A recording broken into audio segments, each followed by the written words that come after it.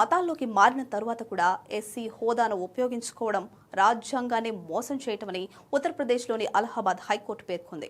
ఈ మేరకు సంబంధిత రాజ్యాంగ నిబంధన 1950ని ప్రస్తావించింది.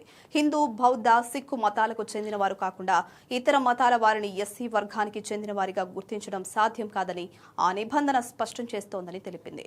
సూసాయ్, కేపీ మను, సి సెల్వరాజ్ కేసుల్లో సుప్రీంకోర్టు ఇచ్చిన తీర్పులను ఉదహరిస్తూ మతాంతీకరణ తర్వాత కూడా ఎస్సీ హోదాను ఉపయోగించుకోవడం రిజర్వేషన్ భావనకే విరుద్ధమని పేర్కొంది. కులపరమైన వివక్ష క్రైస్తవంతో పాటు పలు ఇతర మతాల్లో లేదని తెలిపింది. ఈ నేపథ్యంలో ఎస్సీ హోదాను పేర్కొంటూ హిందూ, బౌద్ధ, సిక్కుయేతర మతాలను పాటిస్తున్న వారి వివరాలను సేకరించాలని, వారు ఎస్సీ గుర్తింపును వాడుకోకుండా చర్యలు తీసుకోవాలని రాష్ట్ర ప్రభుత్వ ప్రధాన కార్యదర్శి, సాంఘిక మైనారిటీ సంక్షేమ విభాగాల ఉన్నత అధికారులు అన్ని జిల్లాల కలెక్టర్లను ఆదేశించింది. 4 నెలల్లో ఈ ప్రక్రియను పూర్తి చేయాలని స్పష్టం చేసింది.